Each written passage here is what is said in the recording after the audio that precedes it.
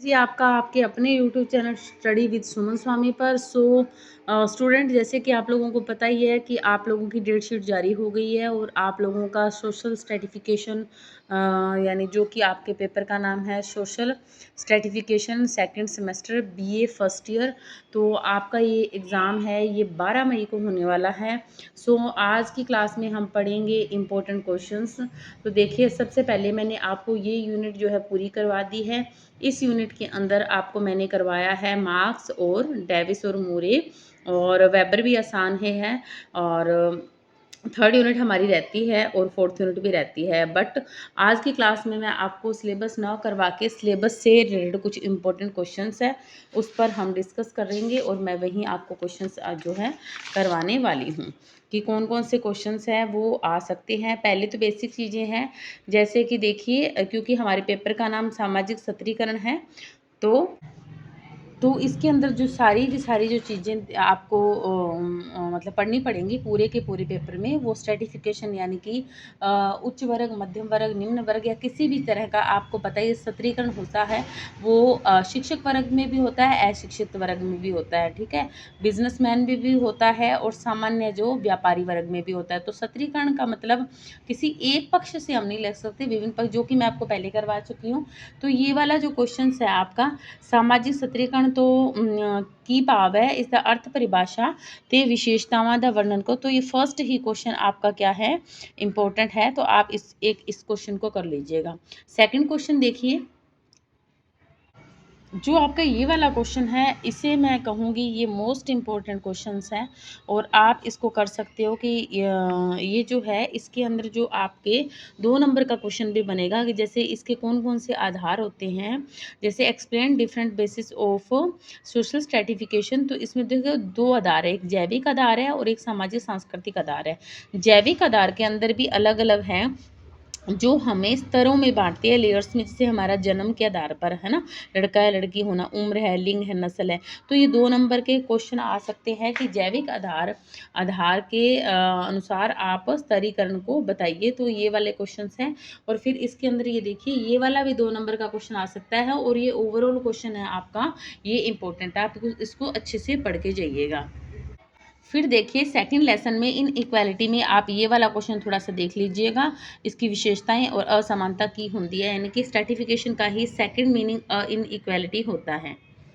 देखिए ऐसे भी आपसे पूछ सकते हैं सामाजिक विभेदीकरण या विशेषतावां, तो ये थोड़े नाम चेंज है, बाकी जो है ज़्यादा कुछ अंतर नहीं है। तो अगर नाम बदलकर दर्जाबंदी, विभेदीकरण, इन इक्वालिटी से भी क्वेश्चन आए, वैसे ही इनके डाले क्वेश्चन अलग अलग डाले हुए हैं, बट आप इसमें थोड़ा बहुत सिमिलरिटी है तो आप इस तरह से ये कर सकते हो। नेक्स्ट आप यूनिट देखें।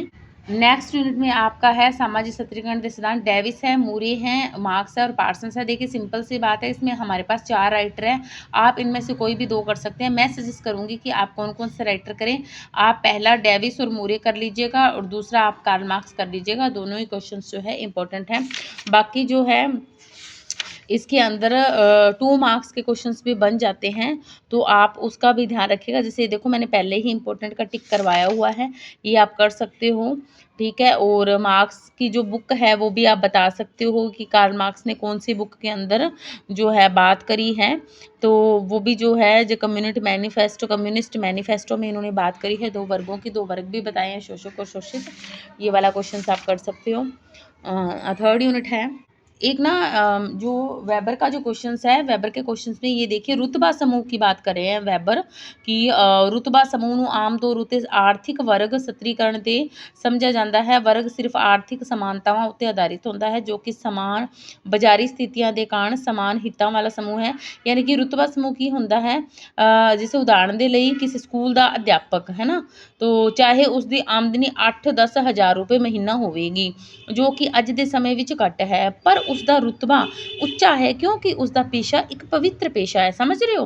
तो रुतबा समूह किस ਨੂੰ कहते हैं, इस टॉपिक पर आपसे 2 मार्क्स का क्वेश्चन आ सकता है। तो आप मैक्स वेबर को भी एक बार सिर्फ वेबर मार्क्स और जो डेविस मूरे इंपॉर्टेंट है, पर वेबर को आप एक बार रीड कर लीजिएगा, ठीक है। और रुतबा समूह अच्छे से करके जाइएगा क्योंकि 2 मार्क्स का क्वेश्चन बनता है यहाँ पे। अब आ जाओ जी थर्ड यूनिट पे। थर्ड यूनिट पे पहला ही क्वेश्चन आपने करना, जाति व्यवस्था की होंदी है, इसकी विशेषतावां दा वर्णन करो। तो ये क्वेश्चन हमारे लिए बड़ा ही इंपॉर्टेंट है। नेक्स्ट आपने ये वाला करना है अच्छे से कि जाति प्रणाली दे कारजां उत्ते चर्चा करो भी, ये हमारे लिए क्या क्या काम करती है वो हमने करने हैं।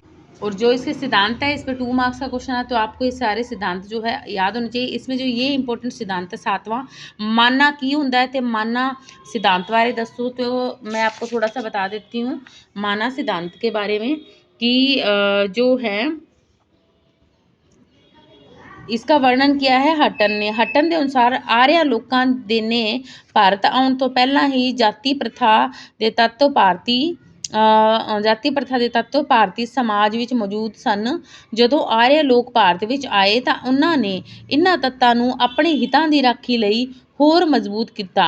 उन्होंने पहला भारत विच समाजिक वंड ज़्यादा स्पष्ट नहीं सी, पर आर्य लोगों ने इसनूं निखेड़िਆ ਅਤੇ ਆਪਣੇ ਆਪ ਨੂੰ ਇਸ ਵਿਵਸਥਾ ਵਿੱਚ ਸਭ ਤੋਂ ਉੱਪਰ ਰੱਖਿਆ। ਸਭ ਤੋਂ ਉੱਪਰ ਹਟਣ ਦੇ ਅਨੁਸਾਰ ਇਹ ਤਾਂ ਸ਼ੁਰੂਆਤੀ ਅਵਸਥਾ ਸੀ। ਜਾਤੀ ਪ੍ਰਥਾ ਦੇ ਪ੍ਰਤੀਬੰਧਾਂ ਨੂੰ ਉਸਨੇ ਮਾਨਾਂ ਅਤੇ ਟੈਬੂ ਦੀ ਮਦਦ ਨਾਲ ਸਪਸ਼ਟ ਕੀਤਾ ਹੈ। ਪੁਰਾਣੇ ਸਮਾਜਾਂ ਵਿੱਚ ਮਾਨਾਂ ਨੂੰ ਨਾ ਦਿਖਣ ਵਾਲੀ ਅਲੌਕਿਕ ਸ਼ਕਤੀ, ਮਾਨਾ ਕੀ ਹੈ 2 ਮਾਰਕਸ ਮਾਨਾ ਕੀ ਹੈ ਨਾ ਦਿਖਣ ਵਾਲੀ ਅਲੌਕਿਕ ਸ਼ਕਤੀ ਸਮਝਿਆ ਜਾਂਦਾ ਸੀ, ਪਰ ਜਿਹੜੀ ਹਰੇਕ ਪ੍ਰਾਣੀ ਵਿੱਚ ਹੁੰਦੀ ਸੀ ਅਤੇ छूण नाल एक दूजे विच आ सकती सी। ये मतलब कबीलों की मान्यता थी। कबायली लोग एक ਮੰਨਦੇ ਸਨ ਕਿ ਮਾਨਾਂ ਸ਼ਕਤੀ ਕਰਕੇ ਹੀ ਲੋਕਾਂ ਵਿੱਚ ਅੰਤਰ ਹੁੰਦੇ ਹਨ। ਮਾਨਾਂ ਦੇ ਡਰ ਤੋਂ ਹੀ ਕਬਾਇਲੀ ਲੋਕ ਹੋਰਾਂ ਜਾਂ ਬਾਹਰਲੇ ਵਿਅਕਤੀਆਂ ਤੋਂ ਦੂਰ ਰਹਿੰਦੇ ਹਨ ਅਤੇ ਆਪਣੇ ਸਮੂਹਾਂ ਵਿੱਚ ਹੀ ਉਹਨਾਂ ਲੋਕਾਂ ਨੂੰ ਨਹੀਂ ਛੂੰਹਦੇ ਹਨ ਜਿਨ੍ਹਾਂ ਨੂੰ ਦੁਸ਼ਟ ਸਮਝਿਆ ਜਾਂਦਾ ਹਨ। ਠੀਕ ਹੈ, ਤਾਂ ਇਹ ਕੀ ਕਰਦੇ ਸੀ, ਇਹਨਾਂ ਕਰਕੇ ਵਿਆਹ, ਖਾਣ ਪੀਣ, ਕੰਮ ਆਦि ਨਾਲ ਸੰਬੰਧਿਤ ਪ੍ਰਤੀਬੰਧ ਵੱਖ-ਵੱਖ ਸਮੂਹਾਂ ਵਿੱਚ ਮਿਲਦੇ ਹਨ। तो माना कोई भी एक जो हो सकता है निर्जीव या सजीव वस्तु को कहते हैं। तो ये आप याद रखना। ये वाला क्वेश्चन करके जाना, प्रबल जाति की होती है। ठीक है, प्रबल जाति क्या होती है, तो ये सारे पॉइंट्स आप रीड के जाना। यानी कि प्रबल जाति वो जो होती है जो कि संख्या में थोड़ी होती है, जिसके पास मालिकाना हक होता है। ठीक है, डोमिनेंट कास्ट की होती है। तो 2 मार्क्स का क्वेश्चन आएगा, ये रीड करके जाना। सामंतवादी जागीरदारी व्यवस्था, ये भी स्टेट सिस्टम क्या है, 2 मार्क्स का क्वेश्चन बनता है इस पे।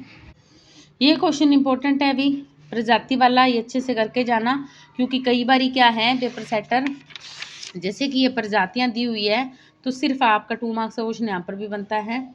कोई 2 प्रजातियां दे नाम दसो, पर छोटा सा क्वेश्चन है। अगर सिर्फ इनके 2 नाम भी लिख दोगे याद करके, कोई भी 2 नाम याद करके चले जाना। अगर सीधे 2 नाम पूछ लेंगे, क्योंकि 6th सेमेस्टर में भी प्रजातियों वाला क्वेश्चंस है, तो उसमें भी क्या है, सॉरी 5th सेमेस्टर में है, उसमें सिर्फ प्रजातियों के नाम पूछे थे, तो जिन बच्चों ने लिख दिए थे तो उनके 2 मार्क्स बन गए थे। जैसे कौन कौन सी है, नीग्रेटो है, प्रोटो ऑस्ट्रेलियड है, भारत विच मिलने वालियां प्रमुख जातियां। ठीक है, ये नीग्रेटो है, थोड़ा सा इनको देख लेना। आप कहोगे मैडम 2-2 नंबर के क्वेश्चन ज़्यादा बता रही है, क्योंकि यही बच्चे छोड़ते हैं। प्रजाति श्रेष्ठता क्या होती है, इसके बारे में पता होना चाहिए, है ना। 2 नंबर का क्वेश्चन बनेगा इस पे भी। तो ये रह गई हमारी फोर्थ यूनिट करेंगे हम नेक्स्ट क्लास में। और आपके एग्ज़ाम का टाइम आ गया है तो थोड़ा सीरियस हो जाइए।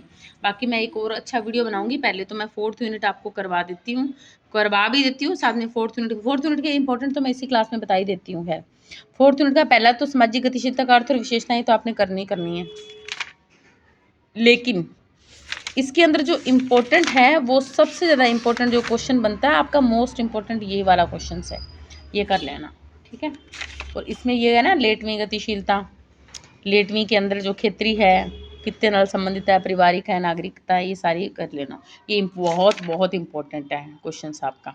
ठीक है, और 3 ही क्वेश्चन है, वैसे ये तो आसान ही है, सौखी सी यूनिट है। सामाजिक वक् सूचक 3 ही है। देखो सूचक कौन कौन से हैं, देखो स्टार्टिंग में दे रखे हैं इन्होंने।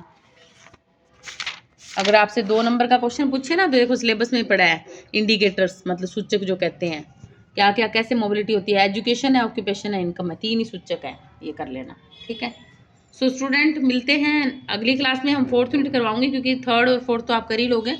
अगली क्लास में मिलेंगे, तब तक के लिए आप अच्छे से स्टडी कीजिएगा। जय हिंद, जय भारत।